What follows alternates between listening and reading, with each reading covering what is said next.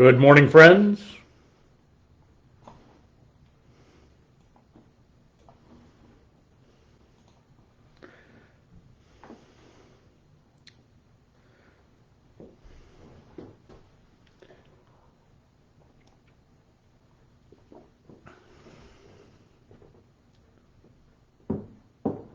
Hey, good morning, everyone.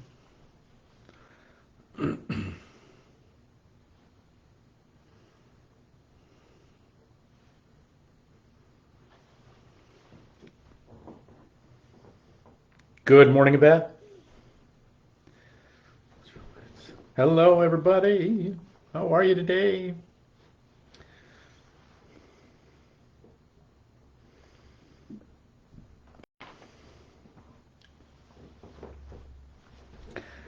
$11:11 already. That's what they tell me, John. Hey, Karen. Good morning to you. Glad you're here. Hope you're doing well. Good morning, everyone. Hello, hello. How are you today? We're coming up on the 2-minute warning, and we'll get going.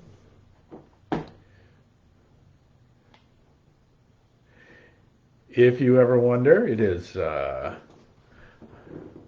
I do wait for 2 minutes before we go live, and that's what happens. So so let people find their way.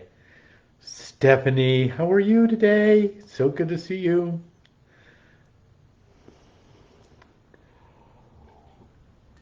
I hope everybody's having a good day today. It is gray and cool here, and kind of fits the mood a bit as we get ready for Memorial Day here.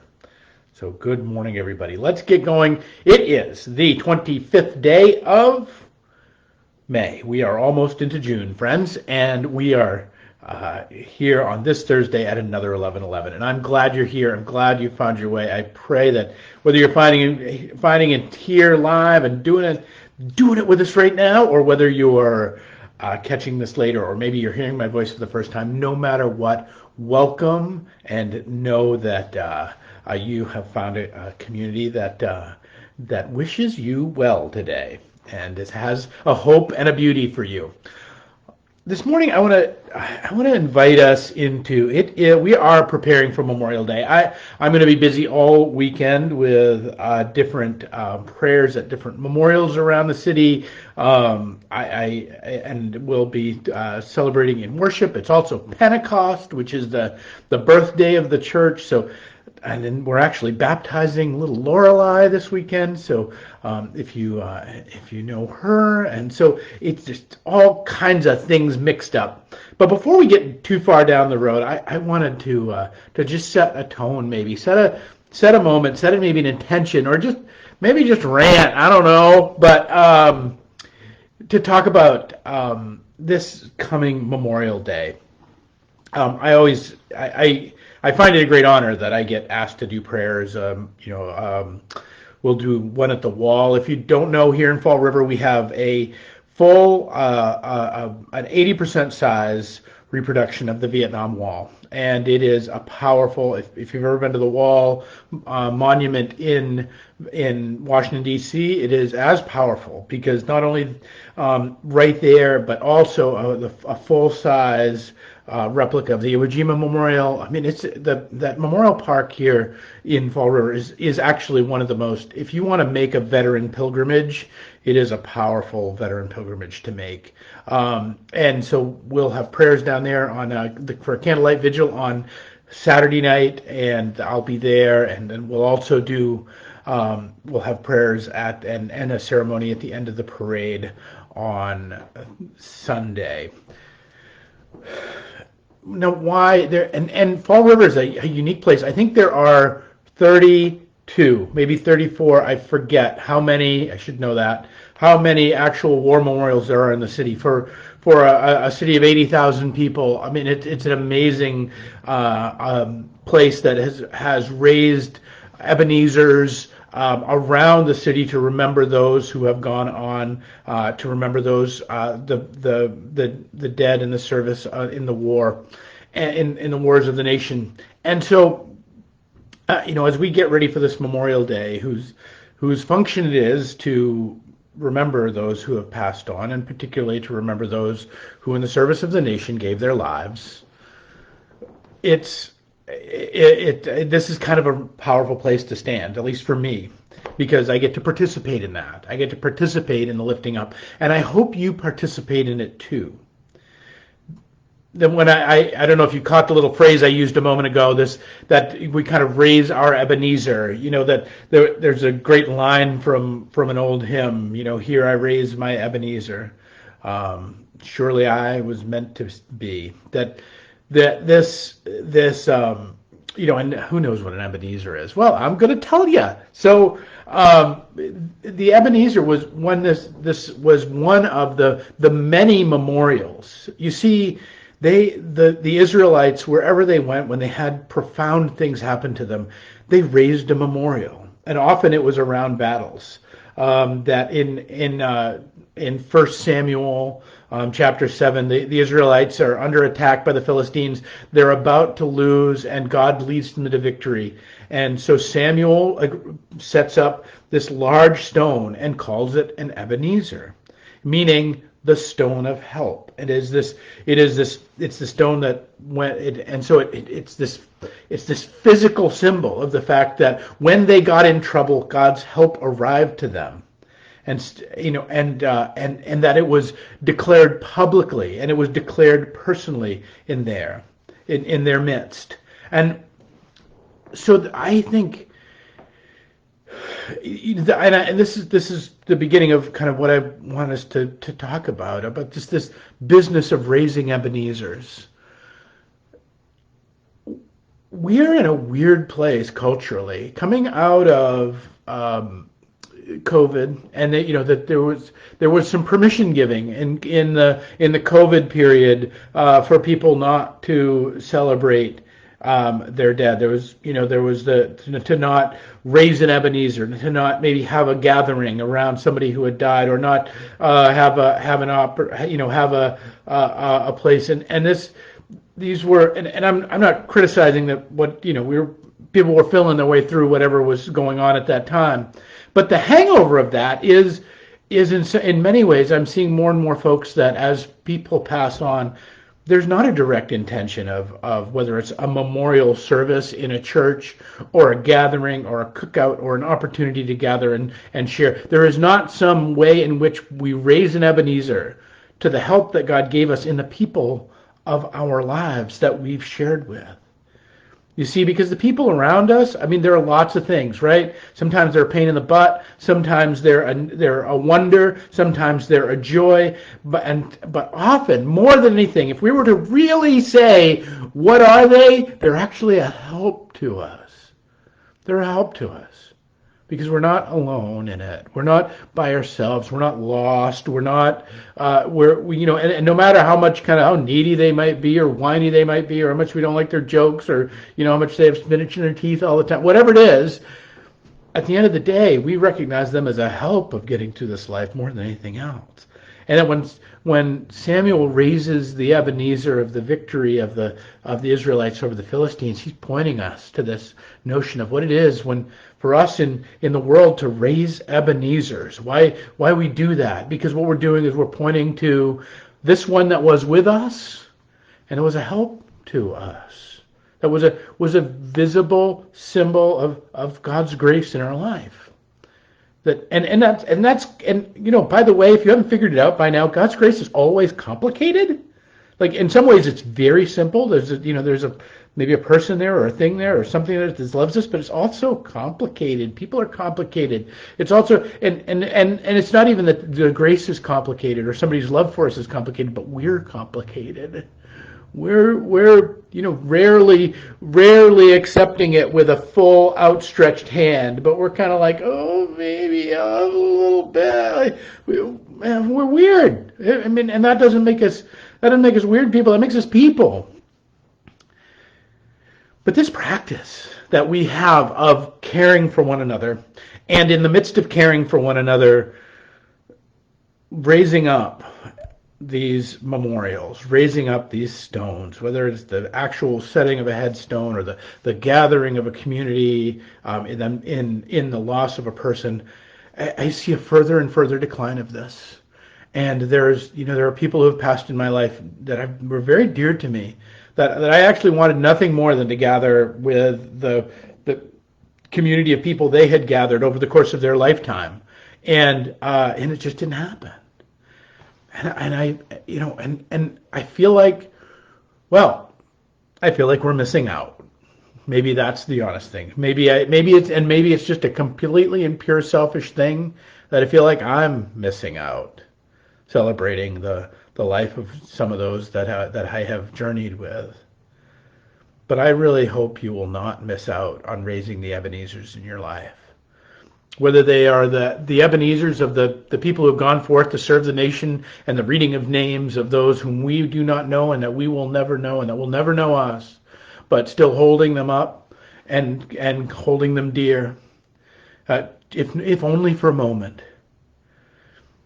Gladstone was a great statesman in the 19th century in England, and he was kind of a commentator on the world in which he saw, and he has this quote, which is I just think it's so powerful to me, and it says this. It says, "Show me the manner in which a nation cares for its dead, and I will measure with mathematical exactness the tender mercies of its people, their respect for the laws of the land, and their loyalty to high ideals."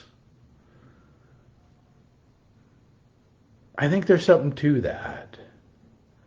I think there's something to the fact that how we care for the dead, how we honor those who came before us, and the shoulders of the giants on which we all stand, and the inheritance in which we've all given, some of it muddy, some of it problematic, some of it weird, some of it difficult, sure, but an inheritance nonetheless. Show me the manner in which a nation cares for its dead, and I will measure with mathematical exactness the tender mercies of its people, their respect for the laws of the land, and their loyalty to high ideals. Friends, it is ours to keep alive the tender mercies, to keep alive the laws and the love of our neighbors. It is ours to keep alive the high ideals and the true, the good, and the beautiful in our midst. Those who came before us can't do it, and those who are coming next, they can't do it. It is ours, and ours alone, to remember and to hold up in these days the Ebenezer of our time and our days. And so if you have friends that have passed, or you have friends that are negotiating the passing of a loved one, be the jerk that says, I want to have a memorial. Let's have a memorial. Let's get together. Let's gather around. Help them make that decision. It's hard. I get it. Nobody wants to revel in grief. Nobody wants to roll around in their own stink. Nobody wants to have that experience of gathering and the pain that can come with that. But the raising of the Ebenezer is it's not just the right thing to do, but it actually, within its rightness, bears all kinds of beauty and all kinds of fruit and all kinds of healing. My favorite war poet, and there was these guys called the war poets, and they were largely from World War I, but they've kind of all been collected together about what they witnessed in World War I and the way in which they processed the incredible horror that they bore witness to. My very favorite is a guy by the name of Siegfried Sassoon, who Sassoon was a rich kid. And he grew up this dilettante lifestyle until the war came, and he joined the Royal Welsh Fusiliers and fought bravely throughout the war up until about 1917, where from 1915 to 1917, where he was when he was wounded, he would go back and he met Wilfred Owens, another one of the great war poets, while they were recovering together. He wrote a scathing letter against the war as a uniformed person, and could have very well been shot and court-martialed for it. But because his poetry had become so popular, I mean, what an elegant age they were living in. Like, the poetry had become so popular that it kept him off of the firing line. And then he would eventually be hospitalized for what we now know as post-traumatic stress. He would go on to write what are called the war poems, of which my favorite is of all of his is the poem called Aftermath. I want you to consider it today, not just as a way of us kind of getting ready for the fact that Memorial Day is coming, and we've got an excuse to go get some, finally get some warm weather, finally take a breath, maybe go do something fun, but also just for a moment to raise our Ebenezer to those who came before us, to raise our Ebenezer to the ones whom gave us this incredible inheritance in which we have. Here's the poem, Aftermath. Have you forgotten yet? For the world's events have rumbled on since those gagged days, like traffic checked while at the crossing of city ways. And the haunted gap in your mind has filled with thoughts that flow like clouds in a lit heaven of life.